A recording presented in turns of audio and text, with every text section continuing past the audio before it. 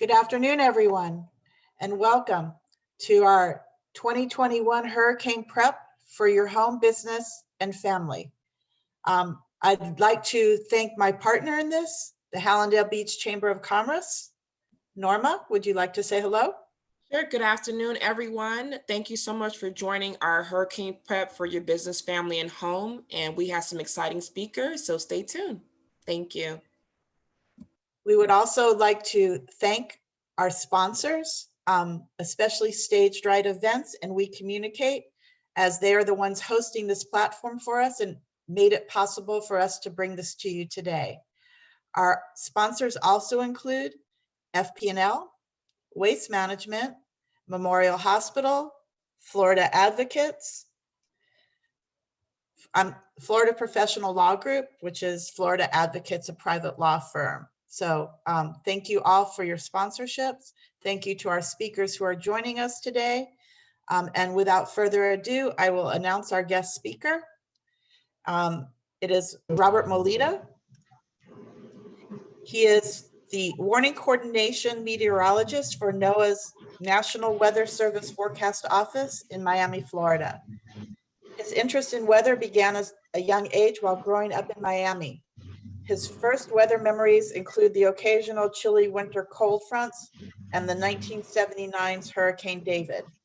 He received an associate's degree from Miami-Dade College and a bachelor's degree in atmospheric science from the Florida State University. Robert has spent almost his entire career working for the National Weather Service in the hometown of Miami.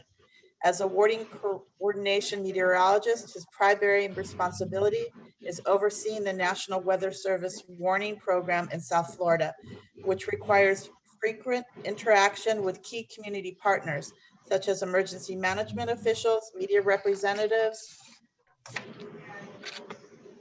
and as the warning coordination meteorologist, Robert works in every aspect of hurricane forecasting, from assisting hurricane forecasters with data collection to writing forecasts. Sounds like somebody has their speaker on. If you do, turn it off. So forecasts for active storms, including conducting local and national media interviews, as well as briefing local officials on expected storms. As such, he heads a very active local public awareness and outreach program to conducting weather-related information and safety presentations across South Florida, from the Atlantic to the Gulf and everywhere in between, including local, state, federal government, civic organizations, business groups, and schools. Many in the National Weather Service say that the best job is in the National Weather Service is that of the warning coordination meteorologist. Robert agrees, adding he is fortunate to have the opportunity to work closely with people from the entire South Florida community, from briefing local officials on possible hurricane impacts to telling kids about careers in meteorology and science. He and the National Weather Service in Miami are proud to represent the community and strive to ensure that South Florida is weather ready. And here is Robert. All right, thank you, Randy. Good afternoon, everyone. I think I need to make my bio a little bit shorter next time. But anyway, thanks. I cut some out, actually, Robert. Yeah, I always tell people, cut out as much as you want. I give people the whole thing, and they can, if you want to say this is Robert, go ahead. That's fine with me. So anyway, thank you very much. Good afternoon, everyone. It's a pleasure to be once again to be a part of this really important event. For it's I guess a tradition for hurricane season, to begin hurricane season, and hopefully it'll be an uneventful one for us. But as the theme of what I'll be talking about here is, we need to be ready, because obviously we know that we are in a area that is prone to getting hit by hurricanes. So I'm going to go ahead and share my screen. All right, so you should be seeing a title screen that says "Preparing for Hurricanes in South Florida." If at any time you don't see it, just let me know, but you should be okay. And what everyone wants to know this time of year, of course, is what's the forecast for this season? What does it look like? And this is the forecast that NOAA put out about 3 weeks ago, towards the end of May, and it's calling for an above normal season. or it's calling for an above normal number of storms. So you can see the numbers on the right there. Named storms 13 to 20, 6 to 10 hurricanes, and 3 to 5 major hurricanes. The numbers on the far right in black are the normals for a given hurricane season. So again, these numbers reflect above the normal for a given season. This is the list of names that we'll be using this year. We already used the first one, Anna. That was back in like the middle of May. It was a storm out there in the middle of the Atlantic.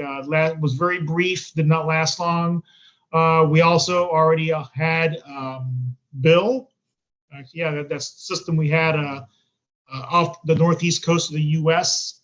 So we've already had a couple of storms out there. Fortunately, nothing of consequence, nothing of impact, and it's typical for this time of year. Most of the storms we get in the early part of the season tend to be rather short-lived and not really of much impact. But it doesn't matter. It doesn't mean that we just should ignore them. In fact, we have another system right now that's trying to form way down in the southwest Gulf of Mexico that could affect parts of the Gulf Coast of the United States late this week and this weekend. We're not expecting anything here in South Florida from that, but again, just a reminder that we are in hurricane season and that we are expecting an above normal number of storms. So this is kind of the reasoning as to why we're expecting an active season. We have warmer than normal sea surface temperatures over a good part of the Atlantic Ocean. Of course, that provides extra fuel and energy for these storms to form. So the warmer the water temperatures are, the more likely that you'll have more storms forming. We also expect especially once we get to the heart of the hurricane season, August, September, the tropical waves that always move off the coast of Africa that time of year, when they enter the tropical Atlantic Ocean with the warmer waters and with the other atmospheric conditions in place, we feel that those tropical waves will be more vigorous potentially, and thus have a better chance of developing once they move out over the warm Atlantic Ocean. So really, conditions that are similar in some ways to what we saw last year in 2020, and we'll get a little bit more into that. Comparing this year to the record-breaking year we had last year. But I do want to I always show this, and I always have this reminder that when it comes to forecasting individual storms weeks or months in advance, we just don't really have that skill as meteorologists. We have virtually no skill in forecasting where these individual storms are going to form and where these individual storms may end up going, later into hurricane season. Our expertise really comes in when these weather systems that can influence the formation of tropical storms and hurricanes start taking shape. And that's usually about 7, 10, 14 days ahead of time. But that's really when our expertise comes in, and when we can really start tracking storms closely and forecasting their track and their intensity and what areas might be impacted. So bottom line is really this map right here, as far as what we should be preparing, and really how we should be preparing. And we should be preparing the same way every year, because the simple fact is this map right here. This map shows the tracks of the center of all the hurricanes that have passed within 50 miles of Fort Lauderdale since 1865. So it gives you a good idea of the tracks of all the hurricanes that have passed, really, that have affected our area here in Broward County in Southeast Florida. So we're in a very hurricane-prone area. We're right up near the top as far as most hurricane-prone. So no matter what that outlook is indicating, whether it's showing an above normal number of storms or below normal or something in between, we still have to be ready, because history shows us that we're in a hurricane-prone area, and we've been hit by storms in all different types of hurricane seasons. We've been hit by storms in active years. We've been hit by hurricanes in inactive years. So, always very important to remember that. So now, what are some of the trends that we've seen, at least over the last few years, which could, tell us something going forward? Well, we do know that since 1995, we've been in an active phase of hurricane activity in the Atlantic Ocean. And these phases, these active phases, we've seen these occur in the past. In other words, if we go back 100 plus years or so, we've seen phases that have lasted anywhere from about 20 to 40 years or so of active periods. But then we've also seen similar periods of fewer storms or less activity. Now, we're in this current active phase and we're about 25, 26 years in. So at some point, we think in the maybe distant or not too distant future, this active phase may go away and we may enter a less active phase. Now, when is that going to occur exactly? We don't know that.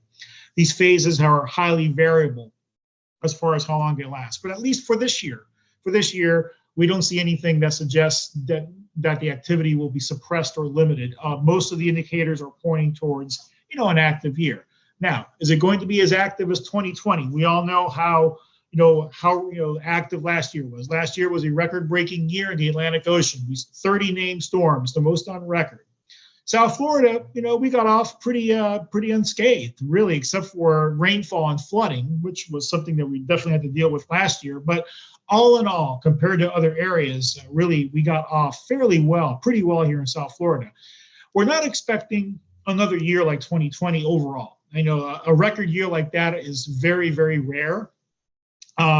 So even though conditions are in place for an active season, we don't expect that level of activity. However, again, the bottom line is it really doesn't matter that much, as far as just like exact number of storms. What matters is where they form, where they end up going, and then that's, our job is to track that and let you know, when we, might be threatened by a storm anytime this hurricane season. And I'm going to talk about this a little bit more, at least. We've had at least one Category 5 hurricane in the Atlantic Ocean each of the last 5 seasons, and we haven't seen that before. In other words, where we've had 5 consecutive years of at least one Category 5 in the Atlantic. And this is something that we feel could be a trend going forward where, maybe if we don't see an increase in the number of storms in the future, we could see an increase in the intensity of some of these storms. Or in other words, more intense hurricanes. Also related to this is last year we saw 10 storms that went through a rapid intensification phase. What that means is rapid intensification phases are those in which the winds of the hurricanes increase by at least 35 miles an hour or 35 miles an hour or more within a 24-hour period. So these are storms that go through a phase where they get much stronger, a lot stronger very quickly. So they go through this rapid intensification cycle. And 2 of those storms made landfall in the Western Caribbean Sea in Nicaragua in November, like 2 or 3 weeks apart. They went from basically a tropical storm to a Category 4 in just a matter of like a day or two. Just incredible amount of, incredible rate of intensification. And we feel that this is something that we're going to see probably more of as well, or this trend where we're seeing more of these rapid intensification cycles is going to continue. So this is something that's important for us to be able to forecast and to try to anticipate as much as possible, but it's still quite challenging. It's important for us to recognize this because Florida is particularly susceptible to this type of situation where we have a rapidly intensifying storm just offshore making landfall over our area. To give you an example of this, we've had 4 hurricanes that have made landfall in the United States as Category 5s since 1900. So, we go back as, for reliable records, 4 hurricanes have hit the U.S. as Category 5s, and they're Michael in 2018, Andrew in 1992, Camille in 1969, and the Labor Day 1935 hurricane. 3 of those 4 hit Florida. And here's the most important statistic. All 4 of those were tropical storms only 3 days before landfall. So 3 days before they made landfall as Category 5s, all 4 of these storms were tropical storms. So they had winds of maybe 60, 65 miles an hour. And so they increased from 60 or 65 miles an hour up to 160 miles an hour or more. So they went through those rapid intensification cycles, and 3 of those 4 affected Florida. So again, underscores the fact that we're in a particularly vulnerable area when it comes to these type of explosively developing storms. And not every storm is going to give us that long lead time where we can track these storms for days and days and days, and we can see them gradually, slow or gradually approaching South Florida. Sometimes they're going to develop very rapidly, and they're going to move over us very rapidly and intensify quickly. So we need to always be ready and updated with the latest forecasts, and never, not assume that we're going to have a lot of time to prepare. Sometimes that preparation time is going to be really, really short. That's why we need to be ready ahead of time and have that plan in place as much as possible. So during a hurricane landfall, those of us that have been through hurricanes, over many, many years in different locations, perhaps, or maybe here in South Florida, we know that it's more than one aspect of the storm that's dangerous. We know the wind, of course, is very dangerous, and that's what gives the hurricanes their name and their categories, et cetera. But we also have to, concern ourselves with the other hazards, especially the water-related hazards. The storm surge for coastal communities like Southeast Florida, Broward County, is certainly important. Flooding rainfall, we're very familiar with that. Tornadoes, and also along the coastline, high waves and rip currents. So we're all familiar with the Saffir-Simpson hurricane wind scale. That's the scale that goes from 1 to 5, 1 being winds of 74 to 95 miles an hour, which are still very dangerous winds, all the way up to category 5, which is, catastrophic level damage. So this is important, but we can't always or just focus solely on the wind. And the Saffir-Simpson scale is only a wind scale. So when you hear, a storm being referred to, for example, as a, category 3, okay, that's only referring to the wind part of it. It's not really telling you what the level of potential hazard or danger is from the other parts of the storm, whether it's the rainfall or the storm surge or the tornadoes. And sometimes it's those other impacts that can impact us the most. So, we can't tie the category of the storm to the other effects, the flooding or the storm surge.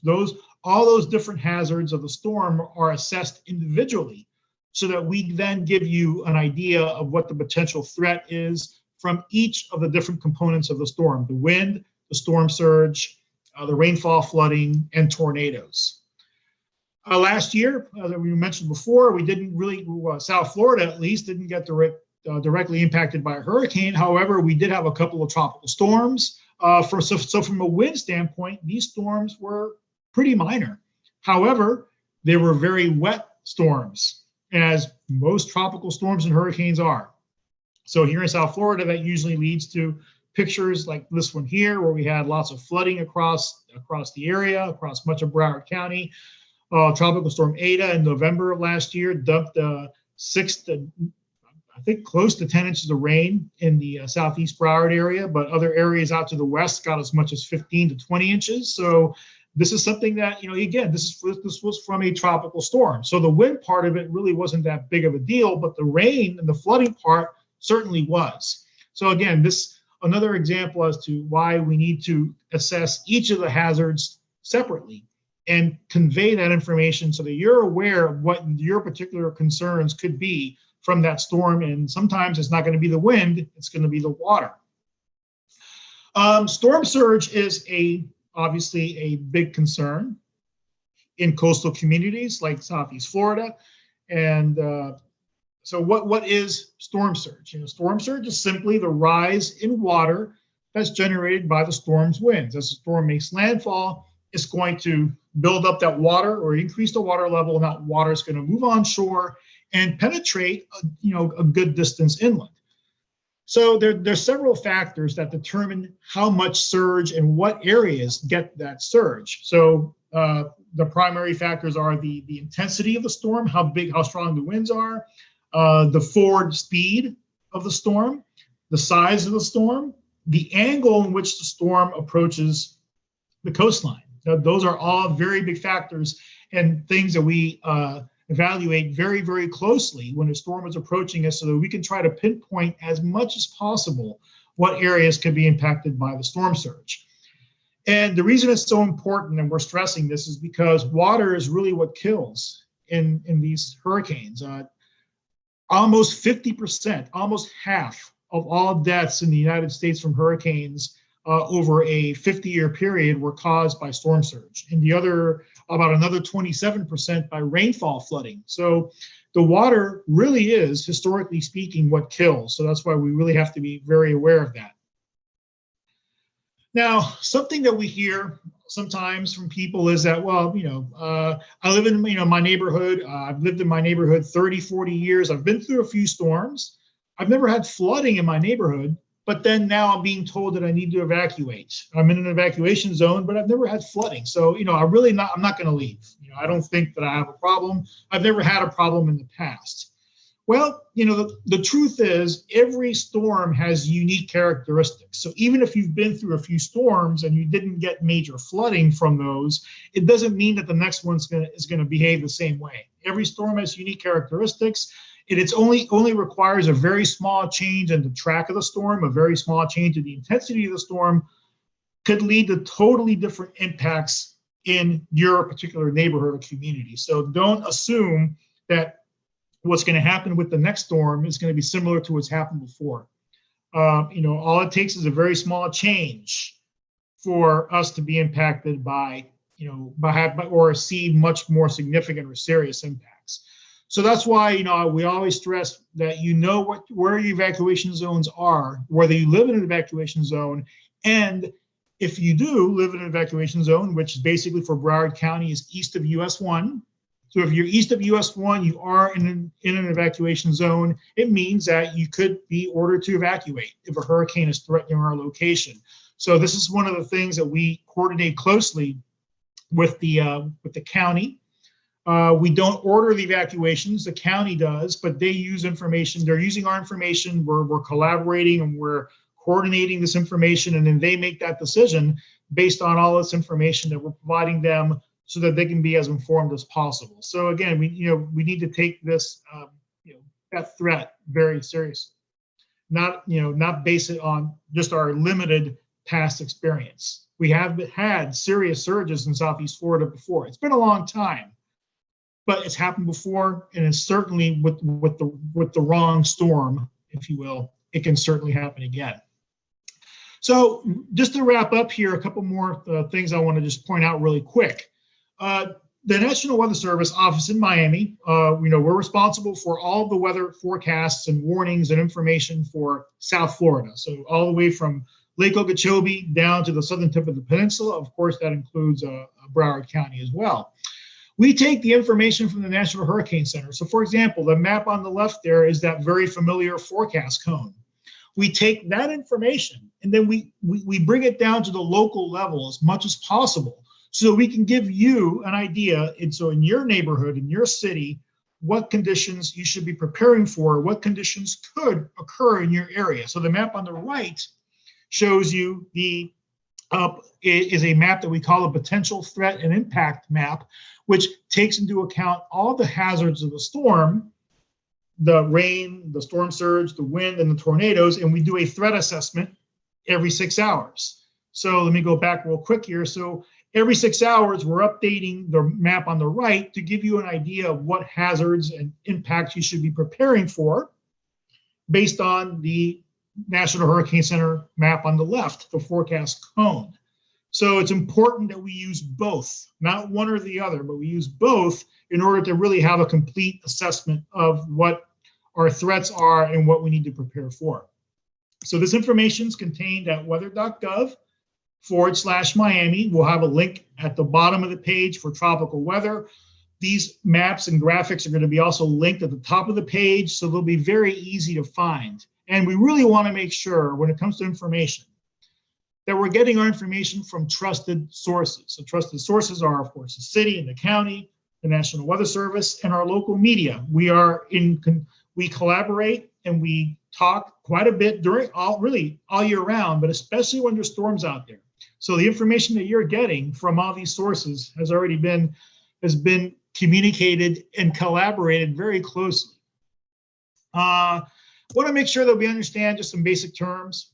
The watch, when we put up a watch, like a hurricane watch, for example, it means that the conditions are possible within 48 hours. We also issue storm surge watches for the same time frame for the possibility of life-threatening inundation.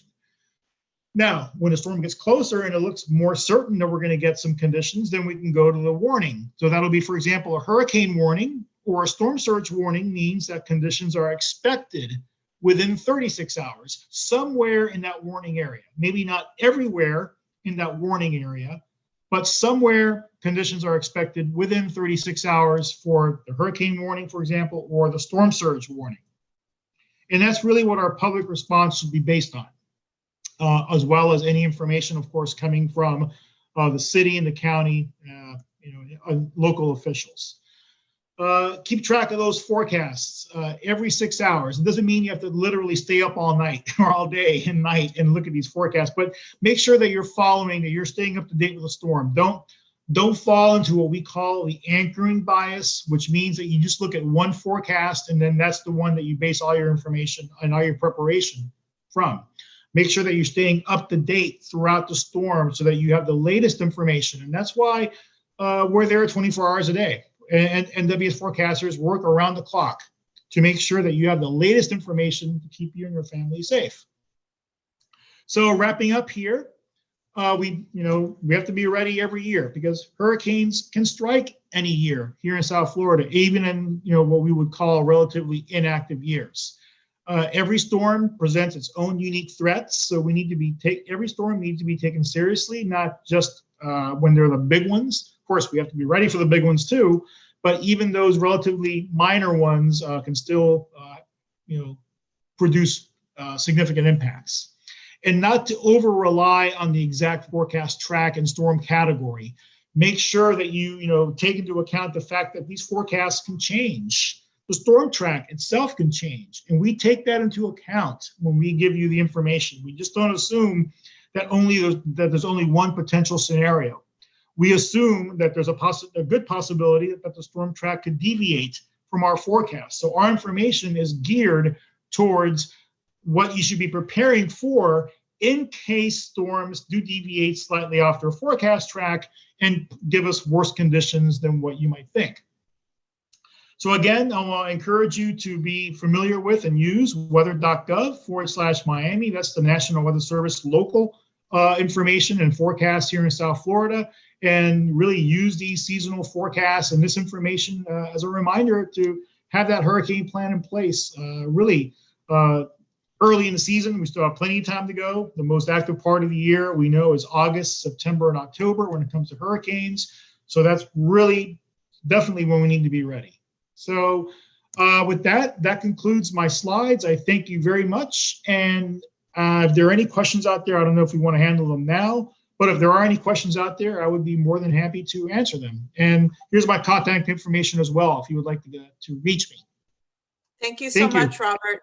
And I was amiss not to mention at the beginning of this that our presenters and sponsors do have virtual booths where you can go in and communicate with all these different companies and presenters. So I strongly urge you to go and visit all their booths. And thank you so much, Robert. That was great as always. And we look forward to having you back next year. Thank you very much, Randy. Next up, we have our district chief from BSO for the city of Dania Beach. He is the BSO district chief for Dania. Sergio Pellicer, can you unmute yourself and say hello to us? Hey, Sergio, welcome. How are you? Like Randy said, my name's Sergio Pellicer. I've been in Dania Beach my whole career, going on 32 years now. So I've been here for every storm or every rainfall there has been in Dania Beach over the last 32 years. I want basically Randy will give you my information should you any of you need it, or she'll also give you my email hopefully. And I just want to briefly say a few things, which is most important, like Robert mentioned. Make sure you talk to your family about the hurricane plan. Things that you don't, most people don't think about is making sure your trees are trimmed, all your shrubs are trimmed up. Make sure you check the state of your roof currently as it is now. Take pictures before any storms. Preferably now would be the best time to get any pictures of your house and your roof and the conditions of everything is. So hopefully if you do have to file a claim or do anything, you're ready to go. Make sure all your shutters are in good shape and that you can put them up with little or no effort, or if you're going to need help, that you know that you need help. Make sure you have an evacuation route. Make sure you know where you're going, worst case scenario, or if you'll be sheltering in place. And just make sure you have some kind of safety kit, a hurricane kit, a personal safety kit. Pack a backpack with things that you would need to go that are necessary for you to go. And lastly, I would just say the most important people miss is the generators. When you start your generator, try not to make sure it runs outside, not inside. A lot of people get sick from the carbon monoxide poisoning. So that's very important that you watch your generators, where you're starting them and where you're running them. Make sure they're outside and vented properly. Same thing goes for gas grills. That's one of the biggest calls we get after a hurricane is people, light up their grills, but they put them inside their porch, or I've seen it inside the houses. Please don't do that.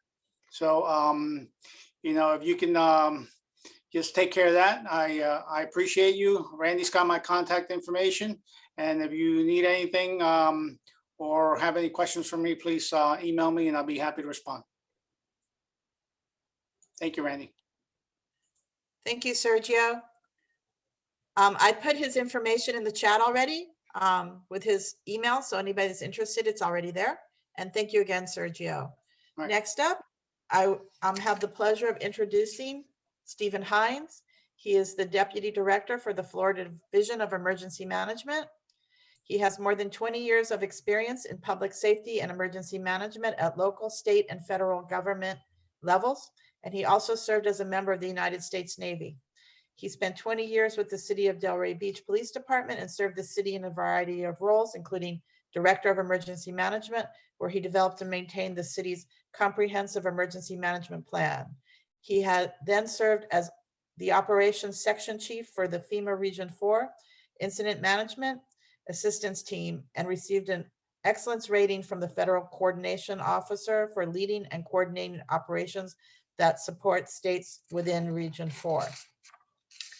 He holds his Bachelor's of Arts in Emergency and Disaster Management from American Military University and is also certified Master Exercise Practitioner by FEMA and a certified emergency manager by the International Association of Emergency Managers. So with next, Stephen Hines. Good afternoon. You can hear me okay? We Got a can good hear you sound great. check? Outstanding. Well, good afternoon, everyone. My name is Steve Hines, and special thanks to the leadership of the Greater Dania Beach Chamber of Commerce and Hollandale Beach Chamber of Commerce for hosting this important community event, especially where we have the upcoming 2021 hurricane season. So while the division prepares extensively for each hurricane season and stands ready to assist our communities impacted by the storm, it's also vital for the Florida residents to make their own preparations. Other panel members have talked about the plans and probably going to hear similar information from myself. But that being said, preparedness usually starts at home. We want to make sure everybody is prepared, including all of their family members. We're ready, the state is always ready to support the local governments, but it's always better when from the local down to the municipal, down to the families and their businesses as well, that they all take some extra steps. So the best way to start for preparing for your family is checking insurance coverages, stocking a disaster supply kit, and creating a disaster plan for your family and or business. Specifically regarding insurance, now's the time to check your coverage, find out if your home or business has actually good enough coverage for you to, if unfortunately you suffer any damage from the disaster. And also, as one of the other panelists mentioned, taking photographs of videos of all of the contents inside the house, as well as the condition of the house itself before any storm makes landfall. You're going to need that, obviously, for your insurance adjustments. And keep in mind, most insurance policies do not cover flood damages. And in just 1 inch of flooding can cause over $25,000 of damage to your home. Flood insurance is absolutely a valuable investment for anyone. Homeowners, businesses, condos, units, you name it. The reason being too is if you had your roof ripped off by a tornado or a hurricane and then it started deluging rain, the rain that dumped into your house is actually covered by flood insurance, not by your normal policy. So there's things you want to make sure that you are fully aware of within your policy. You're setting yourself and your family up for success, as well as your business. Just also keep in mind that flood insurance can be purchased at any time throughout the year. It does take 30 days to take effect. So obviously asking for a policy when we have a hurricane coming our way is just not going to be feasible. Also keep in mind, the government will not make you whole. FEMA's reimbursement program, when you are a victim of a disaster, the average, nationwide average you're receiving from FEMA is between $5,000 and $7,000. And when we're talking about disasters and you're trying to rebuild your life and your family's life and your business, $5,000 to $7,000 is really not a lot of money. And again, if you need more information on any form of insurance or flood insurance, go to floridadisaster.org. And when we talk about disaster supply kits, in this particular one, they're very personal. So most have already heard about the amount of food and water, perishables, medications, non-perishables, your first aid kit, your batteries. But you also want to make sure you're planning for your pets. And if part of your plan is to actually go to a shelter within your jurisdiction, please understand a shelter is a lifeboat. It's not going to have a lot of resources. So bedding, some non-perishable items, your medications, you're going to need to bring all of those things with you if you go to a shelter. There also are numerous cost-free measures to creating a supply kit and to be ready prepared for the storm. Gathering all your keepsakes, heirlooms, and photos into one easily located place that is safe and you can grab it and go is one step. Rather than buying fresh fruits and vegetables and other food items while the storm is coming your way or we're on that warning or watch pattern, purchase non-perishable items or canned items. And again, if you need more guidance on how to build out your kit, you can go to floridadisaster.org and we have some tidbits for you as well. We also have a campaign called Know Your Zone, Know Your Home. So it's important for residents to identify if their home or business is located in a low-lying or flood-prone area. This will help you individuals make informed decisions about things like evacuations. One of the other aspects of knowing your own home is in regards to what is your home built at? Was it built to the Miami-Dade Code? Was it built to a 1950s code that then pre-Andrew? And then what upgrades or retrofit has been done to your house? This will help you make critical decisions on whether you need to respond to a shelter or you can shelter in place. Evacuation zones is another part of knowing your home, where you really want to know you're in an evacuation zone A, B, C, D, E, F. A is usually the most vulnerable. So those are your beachside, your Barry Island residential communities. And then going back to zone F, which is not within any form of flood zone at all. Again, this is fairly easy to be located on our website, but I'm also aware that your counties probably have this information as well. You also want to take a look at your house construction, and if possible, if you haven't already done so, usually Florida requires a wind mitigation study. Take a look at it if you already have one, and if you haven't had one yet, wouldn't be a bad idea to get one. All that's going to do is stipulate that your construction on your home is going to be evaluated by an engineer who say that it's rated to 120 miles an hour or 90 miles an hour, and this again helps you in that decision-making process. If you are a business owner, one of the steps that you want to address with your employees and staff is, do they have a readiness plan or a disaster emergency plan? Because if you're relying on staff and they end up having a disastrous occurrence from happening to them, they're not going to be able to come to work to support your business or to earn their money. Do you have copies of your important documents and accounts in your Go Kit? This becomes critically important for businesses that do get significant storm damage, because most will be familiar with Small Business Administration loans. But it's a loan system like any other, where you're going to have to show your books, you're going to have to show your losses, just like they would in any other kind of loan process. And we have seen many cases where, because those records or systems were destroyed or their accountant is unavailable, they're unable to leverage those loans when the opportunity comes. So it's one of those things you want to have in your business Go Kit. And then obviously, what zone is your business located in? Is it in a flood zone or not? We also have on the floridadisaster.org, we also have the opportunity for you to build out business continuity of operations plans, as well as the family disaster plans on our website, and that'll help you along the way. As far as information and weather alerts, ensure that you have a reliable way to receive weather alerts and evacuation notices from your local officials. Whether it's a weather radio or following local officials and county emergency managers on social media or news gatherings, or if you are actually part of a local emergency communication system, which the municipalities or counties usually build out, whether it's Code Red or Everbridge or OneSolve or Alert Media, whatever company they might be using, you want to make sure you're getting those messages. That's vetted, solid information that can be pushed to your cell phone via text and email, whatever you sign up for, and there is no charge for it. But you just want to find out what is your community using and make sure you get on that list. In regards to the overall disaster preparedness plans for your family and or businesses, always remember to make considerations for every family member. So it's the seniors, the children, the individuals, everybody's special needs, and your pets. For individuals that do have any form of significant medical illness or medical condition, they do have the special needs registry systems. So this is for individuals that are encouraged to register with the local emergency manager. And these are for individuals that usually are on dialysis or they're in constant medical need of medical care, but they're doing it at home. And now let's say your electrical grid, or you might have to evacuate your home. You would go to a special needs shelter where they have medical staff on place that'll help support you. And you can go to that either at snr.floridahealthresponse.com, or you can get more information on that at floridadisaster.org. When it comes to just simple strategies just to protect your home, there's some basic stuff. Keeping your trees trimmed and the trash dumped, but don't do it within 2 to 3 days of landfall, because that trimmed trees that you just removed is now guaranteed to become debris, which could stop up your drainage systems within your community. You want to clean your roof gutters. The dirty roof gutter is added weight. The wind will pick up and now it becomes even more problematic and more damaging. Clean your outdoor debris from the structure. So clearing away any kind of foliage or what have you, again, days, if not weeks beforehand, because you can't leave it out for your trash to be picked. And trim all tree limbs away from your windows, roof, what have you, so you don't have the rubbing effect or damaging effect. You could also have the issues of blocking debris from entering your home. You can consider, if you can, consider purchasing hurricane-resistant windows and or reinforcing garage doors. Just know that all of these things have limitations. As the gentleman from NOAA was talking about, wind speeds is not the only concern that we have. Just know that if you stipulate that your garage door is rated at 160 miles an hour, which is usually Cat 5 or above, but our storm is rated at 185 to 200 miles an hour, you end up having a problem. So the more information you have on the structural integrity of your home, the better informed you're going to be.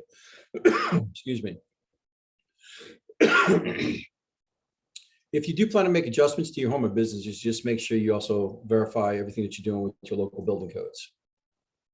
When you have, during the hurricane, and it's threatening your community, maybe stressful trying to make up evacuation plans. So the more time you take sitting down and discussing these matters with your family beforehand, the better off you're going to be. If an evacuation order is not issued for your area and your house is not an evacuation zone, you may want to consider just sheltering in place. We have had instances where individuals over evacuated from residences that were never in threat of a storm, and really trying to avoid that. It's a terrible toll on the resources, traffic, which I'm sure everybody in South Florida is fully aware of. And the other thing is it's an added expense to you. If you're living in a house that's is currently built up to code and you've taken necessary steps, including about your resupplies, I wouldn't be wanting to evacuate unless I know for a fact that your zone was asked to evacuate. And that's where, again, knowing your house and knowing your zone. If evacuation order is issued, leave as soon as possible. Even a slight delay in starting your evacuation will result in significantly longer traffic times. After the hurricane, before you start cleaning up after the storm, take extensive photos of any damage for the insurance providers. It also could be used for FEMA. As you clean up your damages, take note of anything that was lost or damaged. Beware of down power lines, debris hazards, animals or vectors, such as flies, mosquitoes, that may be in place where you normally work, especially after floods. We found often is the case, you have a massive flood and now everybody's competing for dry land. And that would include some of the critters in South Florida. So we try to tell people, let the waters totally recede and don't walk into the unknown, which is unknown water pond pooling systems that could be in your street that are 2 or 3 inches deeper. If you can't see what's going on where you're walking through, and not to mention, most often, if you're having any kind of flooding within your neighborhood, there's also going to be some contaminants and hazardous materials in that water that you're not going to want to contact to your skin. So right after the storm passes, it's not really the best opportunity to leave your house where you were safe to go check out other areas. Making sure that if you do that, you do it in the safest manner possible. Understand who you're calling for your insurance is also very important. So making sure you have that point of contact with your insurance company so they can, again, guide you through the claiming process. Once again, I encourage all Floridians to take the time to prepare. Reach out to your local and your neighbors as well. According to the latest statistics, we gained another 220,000 residents in the great state of Florida since our last hurricane. And I am quite sure that many of those individuals made their way down to Southeast Florida. So if you run into the new Florida residents, share your experience and make sure that they know what to do and how we can help support them. And with that, I can take any questions. Thank you And I'll so turn it back much, over to the Stephen. moderator. We appreciate you being here today. Thank you again. Again, any of the people that are watching this, if you need to contact any of the speakers, you can contact me. My email, I will put in the chat also, or Norma, and we will be happy to get you in touch with them. So now we have our partner, Memorial Hospital, and they are being represented today by Natasha Strokin. She is the Corporate Director of Emergency Preparedness at Memorial Healthcare System. She joined Memorial in November 2019 as the Corporate Director of Emergency Preparedness, and she holds a master's in public administration with a specialty in emergency management from Florida International University. In addition to the 5 hospitals facilities, she supports planning, training, and exercise activities for the system's various entities, including home health and skilled nursing. Since March 2020, Ms. Strokin has focused efforts on the response to COVID-19. She serves on the clinical steering committee and oversees regular system-wide briefings and vaccine distribution. Her focus is on building relationships and collaborating with internal and external response stakeholders to ensure the safety of patients, staff, and the community through planning, training, and response activities. She serves on the Florida Domestic Security Coordinating Group Executive Board and on the Southeast Florida Regional Domestic Security Task Force as the Health and Medical Chair for Region 7. Without further ado, here is Natasha. Thank you so much, Randy, and thank you very much for the Chambers for having this event. So the Memorial Healthcare System is happy to support events like this to educate the community on the importance of preparedness. And following the speakers, I feel I'm going to cover some of those same items because it is critically important that we reiterate the importance of preparedness planning, not only for individuals and for businesses, but thinking of the whole community, pets, children, and I'll focus obviously on those with medical needs and vulnerable populations, because we find that we are not always reaching those populations in non-emergency times. And we really want to make sure that at the last minute when there's a storm threatening, that that's not the time where a lot of this planning is happening. So as my fellow speakers have said, we obviously are encouraging all of the community to use the available resources. Broward County's website has great information, but floridadisaster.org is a go-to for the hospital system that we use, as well as ready.gov to be able to get checklists, to get planning tools that can be used for your businesses, for your individual families, and for pet planning. There also are resources in terms of what should be in your supply kit. And it's important that you have your plans in writing and that you're practicing it. That's something that we normally do with our partners, we do in the hospital. But even if it's just sitting down with your family, especially family outside of the area, so that you know that you can call, if you're separated from family members, someone outside of the area to let them know that you're safe, to have rally points, particularly if you're going to go perhaps to a shelter where the family will not go to the same shelter. And I'll explain a little bit how that might happen. Stephen mentioned about using special needs registries or using registries for individuals with special needs who may be routed to a special needs shelter. The hospitals work very closely with the Office of Emergency Management here in Broward County, but also in Miami-Dade and in Palm Beach to be able to take care of the community. To reiterate, the hospitals are not shelters. However, we do work with emergency management so that if there are individuals who perhaps need a little more help than perhaps could be found in a special needs shelter, we do work with them to be able to make sure that the most vulnerable in our community are taken care of. That is done through pre-registration and triage. So if you do have individuals in your family that need that special care, we do strongly encourage that you do have them pre-registered so that that can be managed in advance. If for whatever reason, again, your loved one who is pre-registered has been identified as needing a higher level of care and maybe an arrangement is made for them to shelter in a hospital, only that individual would be able to shelter in the hospital with one adult caregiver if an area hospital is able to accommodate, which means that there is a possibility that perhaps the rest of the family in an evacuation zone may be in a general population shelter or in a special needs shelter if perhaps somebody else needs that level of accommodation. So because it can get a little complicated and there may be different accommodations for different needs, it really is important that you have that pre-planning in place and that you know your risk, you know exactly what the needs are for everyone in your household, up to and including your elders, your children, your pets, so that at the time of the event where it's going to be a very stressful situation, you already know what you're going to do, what you need, where your supplies are, where your plans are, where your important papers are. So it's really just a matter of executing your plan and you will have reduced quite a lot of the stress that you're already going to be experiencing during this event. So please use the resources that are available to you. Reach out to your local Office of Emergency Management. Use the Broward.org website, the Florida Disaster website, and the ready.gov, and take the time now before we get into peak season to really be prepared and know that after the storm, that those resources are also going to be available to you.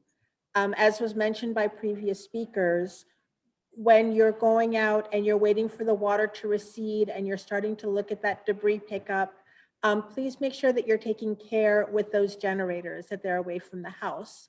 Poison control has great resources about carbon monoxide poisoning and how you can protect yourself. Take care when you're cleaning debris so that you aren't injuring yourself. Take care and make sure that your pre-packaging kit includes bug spray, because we do know in South Florida, as soon as the rain stops, the bugs come out, so that we can avoid any additional potential illness on the back end. And if you are to find yourself that you were to maybe unfortunately have an injury because of debris removal or bug bites or anything else, know that the Memorial Healthcare System and the hospital systems within the county and the region are there to help and to support you before, during, and after the storm. So I am open to any questions, or again, you have my contact information. Thank you again for having this event, and know that we are here to support the community.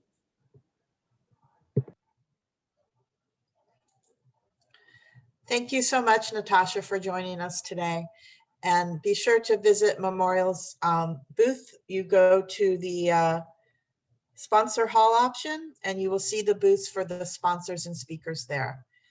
Next, we have one of our members, and they've been a member for quite a while, which is Florida Advocates, a professional law group.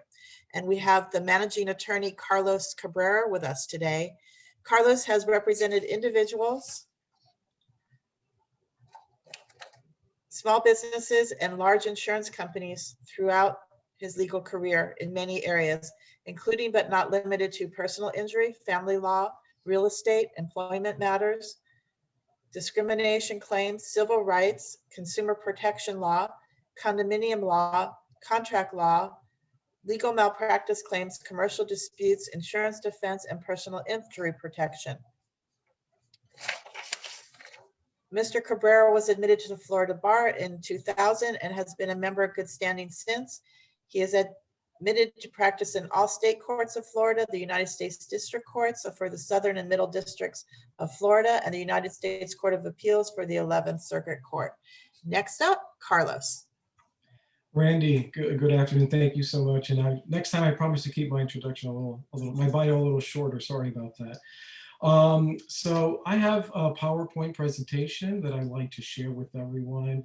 And thank you again, Randy, for this opportunity. Thank you to both chambers for allowing us to participate with this very important seminar. Let me put this up. And today I'm going to talk about just a few legal tips, to weather the hurricane claims. Let's see if I can make this a little bigger. And just very briefly, once again, I am the managing attorney over at Florida Advocates. We are a private law firm. We have over 12 lawyers statewide, and we do handle a large number of insurance claims related to homeowner property claims, commercial property claims, and even negligent contractor claims related to hurricane claims and all types of water damage or other type of insurance claims that policyholders may have, whether commercial or residential. So let's get to the tips. And I apologize, I'm having a little bit of a technical issue here. Apologize.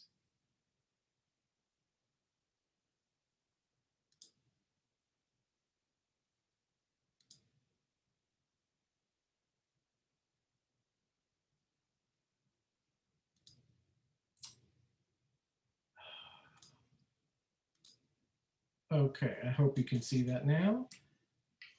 Okay, so the first tip that I have for you is you should print a copy of your insurance policy. You may have access to your policy electronically, but after a storm, obviously you may not have power and not have the ability to access your electronically stored policy. So printing a paper copy of the complete policy would obviously be helpful. Keep it in a safe, dry location. A Ziploc bag might be a good idea, or any other type of a dry container, and then stored in a safe place. If possible, try to print out the entire policy, not just the declarations page. The entire policy can be quite lengthy, and many policies are over 40 pages. Some are even as many as over 100 pages. So if you are unable to print the entire policy, at a minimum, please print out your declarations page, because that's going to give us at least the basic general information as to the type of coverages available under your policy in the event that you have an insurance claim as a result of a hurricane damage. One alternative, of course, if you're tech savvy, is to save a copy of your policy on your cell phone. Most people have a way to charge their cell phone one way or another, even after a storm, even when there's no power. So if you're tech savvy, keep a full copy of your policy on your cell phone. Tip number 2 is know your policy. What's in your policy? What does your policy cover? There are several types of policies. There are HO3, which is your homeowner's policy. HO4 is your tenant or your renter's policy. HO6 is your policy for condominium owners. So there are many other types of policies, but I think these are the most common ones that most of us are going to have. There are commercial policies. Again, those are different. We're going to focus today on the HO3 policy, which is a homeowner's policy. And again, depending on the type of policy you have, your coverages and your exclusions will vary. So under an HO3 homeowner's policy, what type of coverages do you have? And you can find this information on your declarations page. So these 4 coverages are typically the most important that you want to focus on, and that is coverage A, your dwelling. Your dwelling coverage is basically the building, the walls, the roof, the windows, the doors, the ceiling, the flooring, any fixtures attached to that for example, your kitchen cabinets, that amount under coverage A for dwelling, the amount that is shown under your declaration space, that's the total amount that your insurance company may pay up to. That's the maximum amount of coverage that you have for that specific coverage.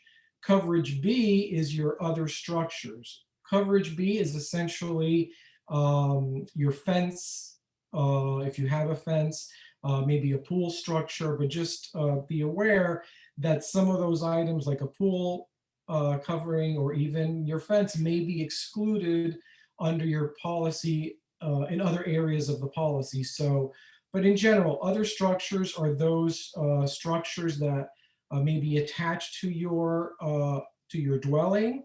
For example, maybe a shed, again, a fence, or a pool structure, a pool covering, excuse me. Coverage C is your personal property. That is your contents coverage. That's basically everything inside of your home, including your furniture, your clothing, that sort of stuff. So make sure that you have appropriate coverage there. It'll show a dollar amount there. And I'm going to show you an example of the deck page in just a minute. Coverage D is your loss of use and additional living expenses. Some policies will have this coverage D available. That is basically in the event that your property, your home is uninhabitable and you have to go live in a hotel or elsewhere, you might have coverage to cover those expenses, your hotel, maybe your food, while you are away from your home. Again, those will be limited by the amount shown on the policy. Your policy may also include additional coverages and exclusions that are not going to be readily apparent to you. You have to check the endorsements. And I'm going to show you how to do that in just a minute, because the endorsements are a bunch of other, some people call it riders, but there are all these other documents that actually change the terms and conditions of the policy. So we're going to look at that in just a minute.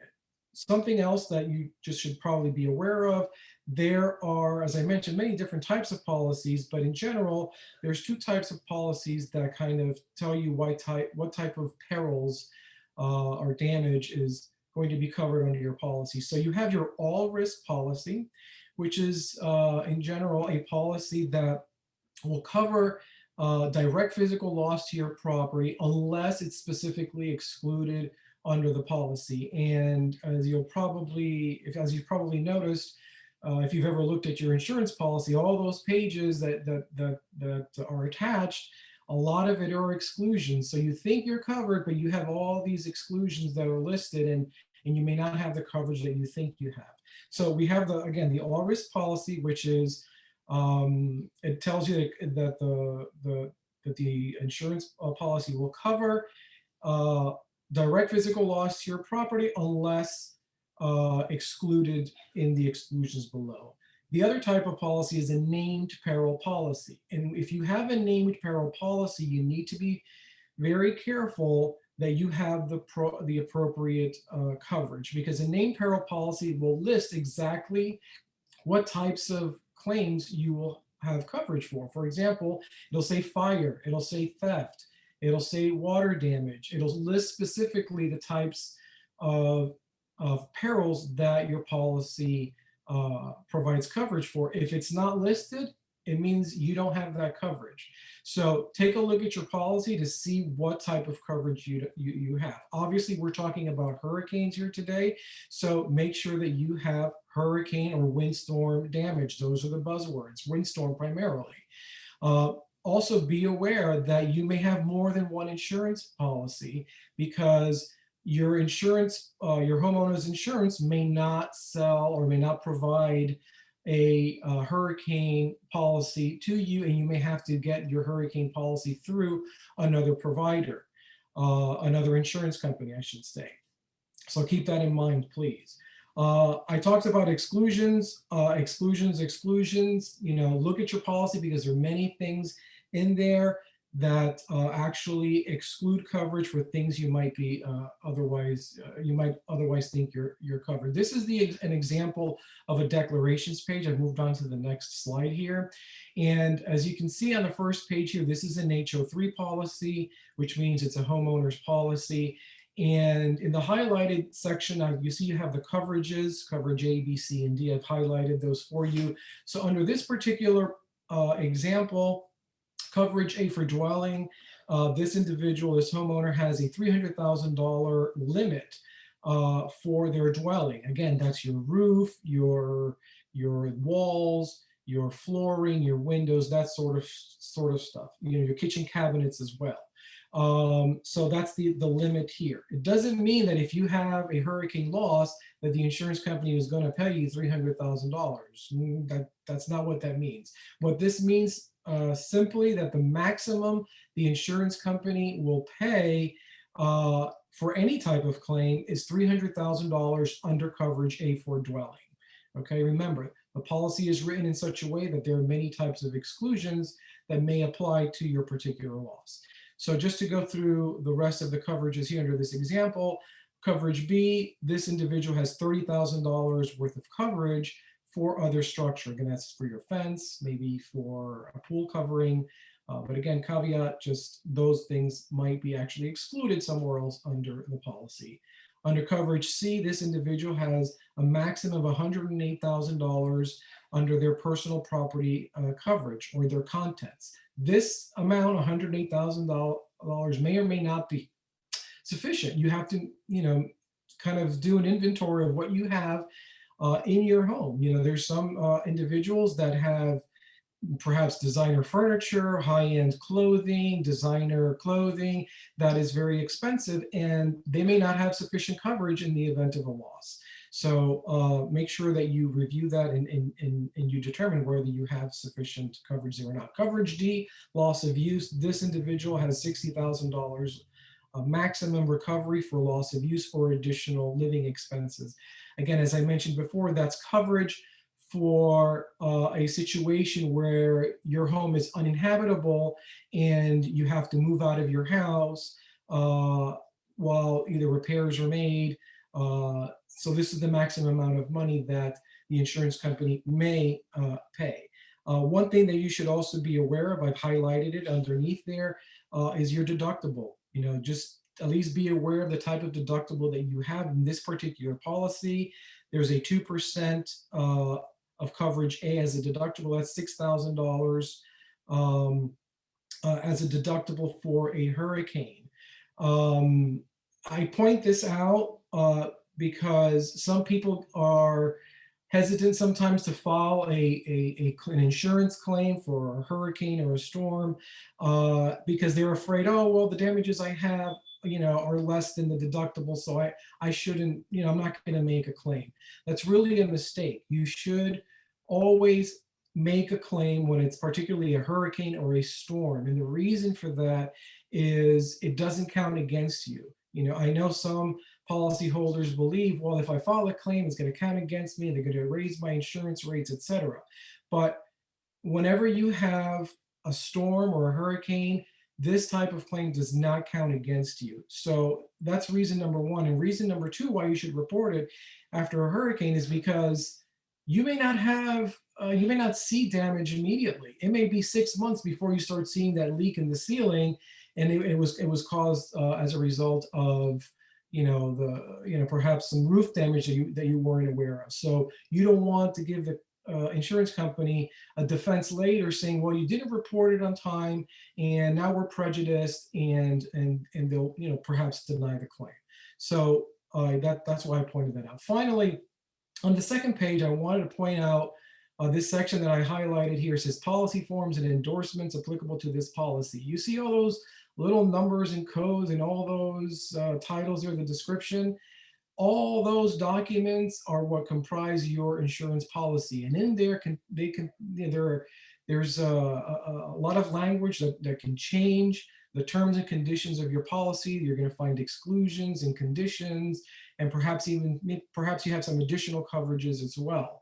So these 2 pages here, this is not your insurance policy. This is just the declarations page. It is part of your insurance policy, but it is not the policy alone. So if you can print the entire thing, it's better if in the event that you have a claim later, because if you need the help of an attorney or a public adjuster, they're going to need to see your policy, your entire policy. But if you're unable to do that, at a minimum, please have your declarations page. Okay, tip number 3, document your property before and after any storm. So in general, it's a good idea, as some of the speakers previously mentioned, it's a good idea to photograph your home to show the condition it was in before a loss occurs. That would include the interior and the exterior, the roof, if possible, obviously don't try to, don't get yourself hurt while you're trying to do this. But take pictures of your valuables, everything inside your home, your furniture, electronics, that sort of stuff. You're documenting the condition of your items in your home, the exterior and interior. In the event you have a loss later, you can show, hey, this is how this item was before the storm. Also, during and after the storm, if you can document the damage as is occurring, maybe you can take a video or some photographs, do that. If you see water pouring in through the ceiling, take a video or picture of it. That's going to be great evidence later that could, obviously get your claim paid. But obviously, do not put yourself in any danger in trying to preserve, photographs or whatnot. Tip number 4, report the loss. This seems almost obvious, but if you have storm damage, report it to your insurance carrier in a timely manner. Your insurance policy requires timely notice of a loss so that it can investigate the claim. So a carrier can deny coverage if it determines the claim was not timely reported. So just so you know, effective July 1st, 2021, the Florida legislature has changed the law, and now homeowners will, or policyholders, I should say, will have 2 years now from the date of loss to report a hurricane claim. So this does not mean that you should wait, report it as soon as possible. As I mentioned before, even if you're not sure if you have hurricane damage, you should report it. Again, you may not see the damage until several months after the storm. A hurricane or acts of God do not count against you when you report an insurance claim.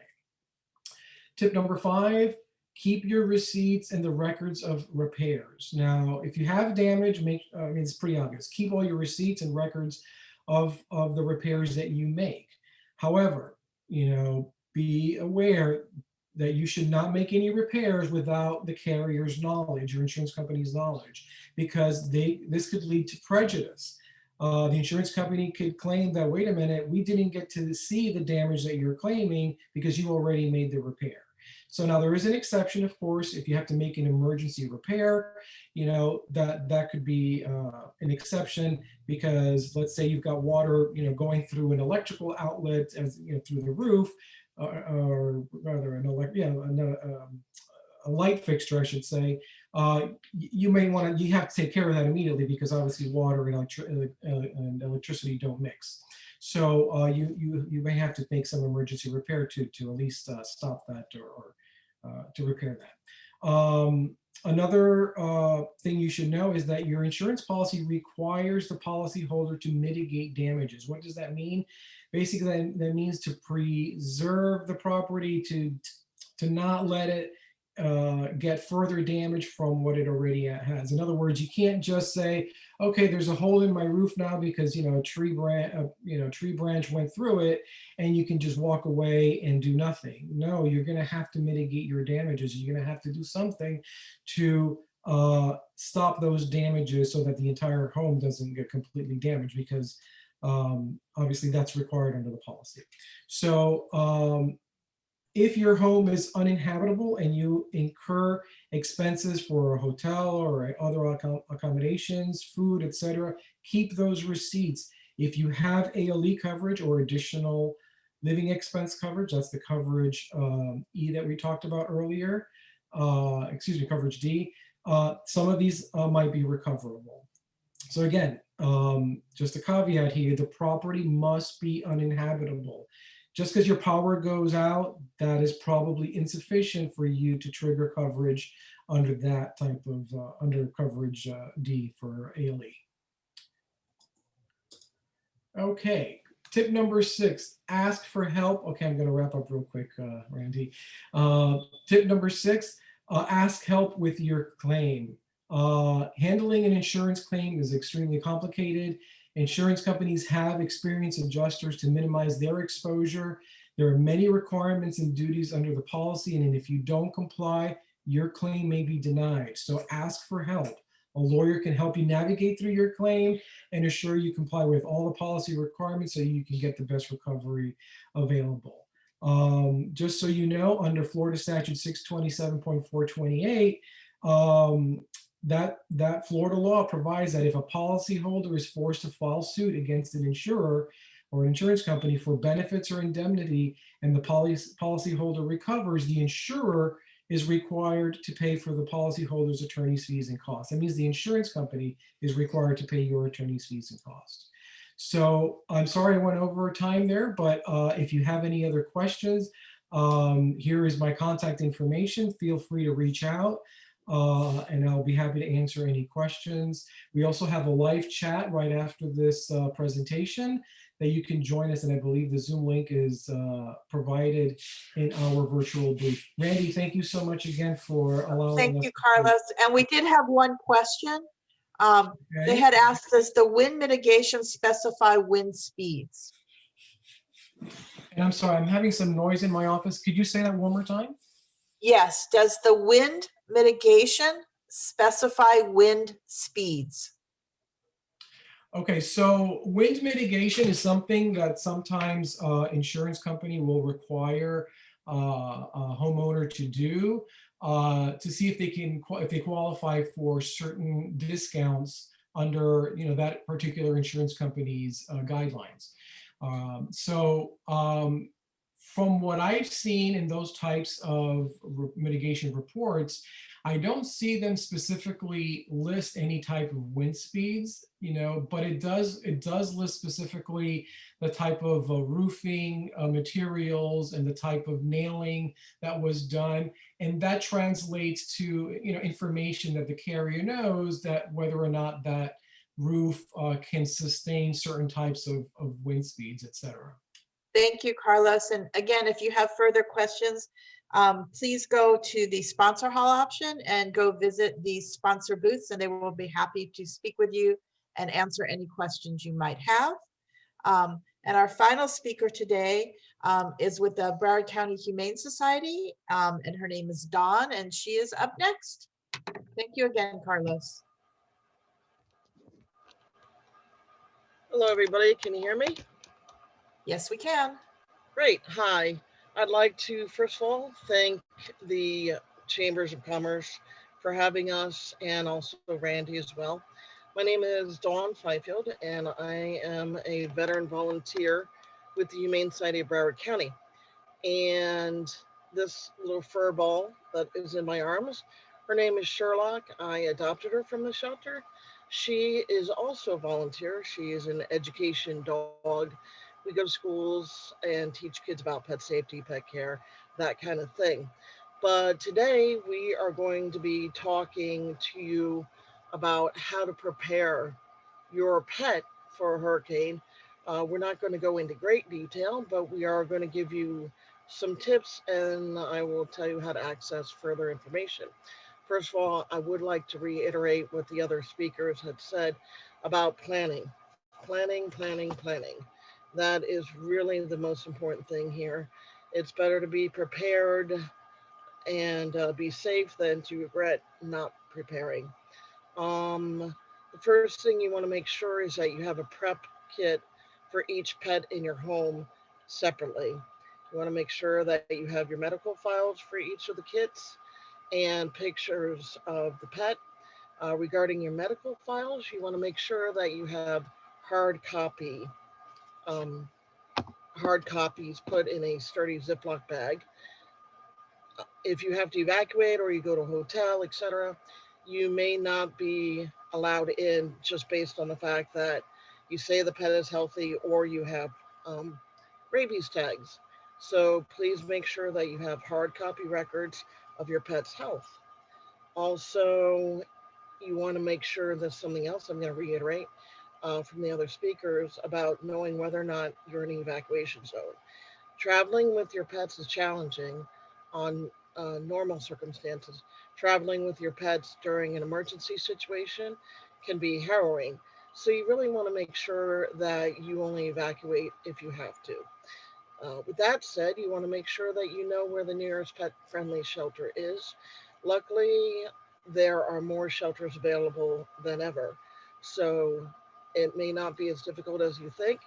So if you're in an evacuation zone and you're debating whether or not should I evacuate, it's going to be a hassle, etc. You want to evacuate if you have to and prepare your animal for that evacuation. So I'm going to go over a list. One thing I want to detract back to is with a pet friendly shelter, sometimes pre-registration is required. So do your research, find out where one is, and look up whether or not pre-registration is required. You don't want to find out at the last moment that you can't get in because you weren't pre-registered. Also, when you travel with your animal, you want to make sure you have a proper size crate. And a lot of people are really unsure as to what a proper sized crate is. Basically, your pet should be able to sit or stand comfortably. They should be able to lay down and stretch their limbs out, and also be able to turn around in the crate. And you want to make sure sometimes you have to feed within the crate, so you might want to make sure that there's a little extra space there for food and water when you're feeding and watering your dog. Okay, so let's go over the list of things that you need that we recommend that you pack up. You want to have a 2-week supply of food and water. You may not be gone that long, but you want to make sure that you have enough. You want to have a 2-month supply of heartworm prevention in Florida because mosquitoes are our state bird. You definitely want to make sure that you have the heartworm on hand. That is something you should have whether we're in an emergency situation or not. Heartworm is 100% preventable. There are medications out there. There are different types of medications.